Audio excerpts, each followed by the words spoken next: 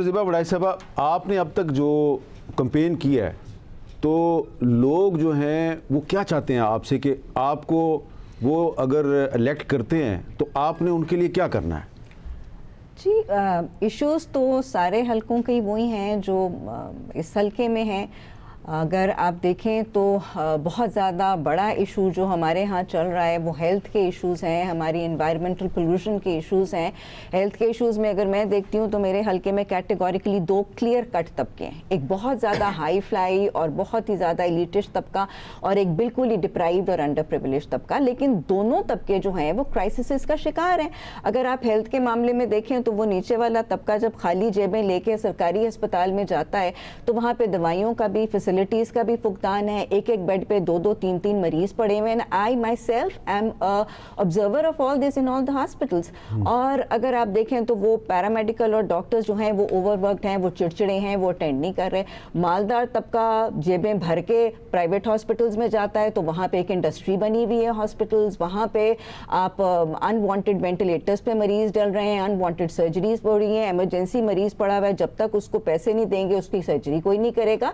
तो basic issue जो है वो ये कि आवे का आवा बिगड़ चुका है और एक वो खयानत और चोरी और लूट मार का एक ऐसा माहौल बन चुका है कि जब तक क़यादत मुत्तकी और परहेजगार लोगों की नहीं होगी और क़यादत उन लोगों की जैसे अल्लाह कुरान में कहता है वलिमन खौफ़ मकाम रब्बिही, अल्लाह के सामने खड़े होकर डरने वाले अफराद की क़यादत, वो जो हज़रत उमर फ़ारूक का दौर है कि वो खिलाफत की रात पे रोते हैं और कहते हैं कि उमर अगर दजला के किनारे कुत्ता भी भूखा मर गया तो तुझे उसका हिसाब देना पड़ेगा। जब तक क़यादत खौफ़े खुदा वाली नहीं आती तब तक हमारे मुमलिकत खुदादाद के मसाइल का हल नहीं होगा। तो वोटर जो है वो आपसे कहता है कि आपने इक़्तिदार में आके तो पाकिस्तान में शरीयत नाफिज करनी है, इस्लामी इनकलाब लेके आना है, क्या करना है?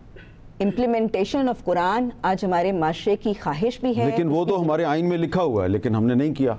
बस वही आइन जिन लोगों ने बनाया उसमें आपकी पार्टी के बुजुर्ग भी शामिल थे। जी, आप देखें कि आज जो सारे हवादिस, आज जो आफात, कुदरती आफात, आज जो बहरान पे बहरान और ये सब क्राइसिस आ रहे हैं उसकी वजह भी ये है कि जो हम वादा अल्लाह से करके आए थे हम उसको भूल चुके हैं।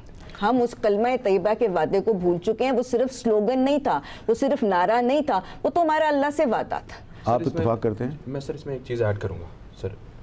मेन चीज़ पता क्या है सर? मेन चीज़ ये है कि हम ना, हमारी आवाम का भी बहुत बड़ा कसूर है। हम लोग पॉलिटिक्स सिस्टम एंजॉय करते हैं टीवी के सामने या ड्राइंग रूम में या बाहर सड़कों पे भी तनकीद की। मैंने हर सियासी जमात को देखता हूँ, मेरा सबसे ज़्यादा इस टाइम कंसर्न ये है, मेरा तराज़ ये सारी जमातों से कि एक दूसरे के पास बैठे होंगे तो उनके पास एजेंडा पता क्या होगा? सिर्फ तनकीद के सियासत का। मैंने तो तनकीद नहीं किया यहाँ पर बैठ के कि 2021 में खोखर पैलेस गिराए गए थे, सिर्फ इस बात से कि ये अच्छा खानदान, इनके पास मालदार हैं, हमारे घर आ दिए, हमारी बहनों के घर आ दिए। मैंने आके 2024 में ये नारा तो नहीं लगाया कि जी मेरे घर गिर गया मुझे वोट दे दो। ठीक है जी, मैं ये मानता हूँ कि तनकीद की सियासत ना करें। इस टाइम जो जमातें इस टाइम वोट मांग रही है ना, उन्होंने परफॉर्म करके दिखाया। Let the performance decide. ठीक है जी, हम लेकिन आप ये तो मानते हैं कि 2021 में जो आपके साथ हुआ, जो हमारे लिए जान के साथ हुआ, वो 2024 में किसी और के साथ नहीं होना चाहिए? सर एब्सोल्युटली किसी की जमात के साथ भी ऐसा नहीं होना चाहिए। जो भी जमहूरी जमात है उसके साथ नहीं होना चाहिए, लेकिन जो भी इंतशारी जमात है उसके बारे में पूरी उसके पूछताछ होनी चाहिए, उनसे पूछना जाना चाहिए, चाहे वो कोई भी है, किसी भी जमात का अगर इंतशार है। आई डोंट से कि पूरी जमात अगर कोई ख़राब है। आपको इनकी मैं बात काट रही हूँ, आप 9 मई का वाक़या ले लें। 9 मई को बेगम यास्मीन राशिद मुसलसल, उनकी वीडियोज़ हैं उनकी, मुसलसल वो गाड़ी पे ये कह रही हैं कि ये दीवान साहब ये लोग हमारे नहीं, ये कहाँ से आ गए हैं लोग, वापस आओ, अंदर नहीं जाना, वापस आओ, हमारा सिर्फ यहीं तक हमने वो एहतजाज करना है, आगे नहीं जाना। पता नहीं कौन लोग थे, आगे कौन चला गया। और अगर आप ये बात करते हैं ना कि डिलीवर करने की, तो इमरान खान ने बहुत डिलीवर किया है। आपकी जो MNA की कैंडिडेट हैं वो कौन है? हमारी MNA की ये आलिया हमजा। तो आलिया हमजा साहबा की वीडियो आपने देखी है 9 मई के? जी, वो क्या कह रही है? नहीं, मैंने नहीं आलिया हमजा की वीडियो देखी। नहीं देखी आप? नहीं देखी मैंने। मैं आपके साथ अब क्या बहस करूं? हाँ जी, उनकी मैंने वीडियो नहीं देखी, मैंने यास्मीन राशिद की देखी। और चूंकि वो मेरे हस्बैंड की गाड़ी के साथ उनकी गाड़ी थी, मेरे हस्बैंड भी गाड़ी के ऊपर ही बैठे हुए हैं, नीचे नहीं उतरे। अब 9 मई से लेके आज 9 महीने हो गए मेरे हस्बैंड घर नहीं आए। आपके इस वक्त हस्बैंड भी जो है वो नहीं है, वो घर यहाँ नहीं पे आते नहीं और है, आपके वो वालिद नहीं साहब भी है। गिरफ्तार मेरे हैं। वालिद साहब भी गिरफ्तार हैं और मेरे भाई भागे हुए हैं सारे। अच्छा, अगर आप वो ये बात करेंगे ना कि कारकर्दगी पे, अगर कारकर्दगी पे बात होगी तो कारकर्दगी तो बड़ी दूर तक जाएगी। फिर अगर आप फर्ज करें कि आप इलेक्ट हो जाती हैं जी, तो आप अपनी पार्टी के साथ खड़ी रहेंगी? इंशाअल्लाह ताला, इंशाअल्लाह ताला। मैं देखिए हस्बैंड पे मीर साहब मुकदमे खत्म कराने के लिए आप वफादारी बदल देंगे? नहीं मीर साहब नहीं, मेरे हस्बैंड मुझे शायद मेरा जो फैमिली बैकग्राउंड है ना सियासी है, मेरे पेरेंट्स की तरफ से भी। मेरे वालिद साहब भी थे वो भट्टो के ज़माने में, वो भी ओहदेदार थे ये इसके।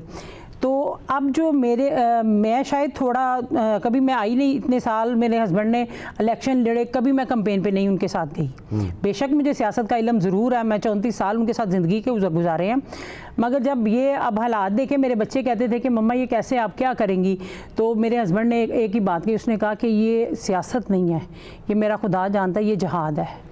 मैं इसको जहाद समझ के करता हूँ और तुम भी इसको जहाद ही समझ के करना है।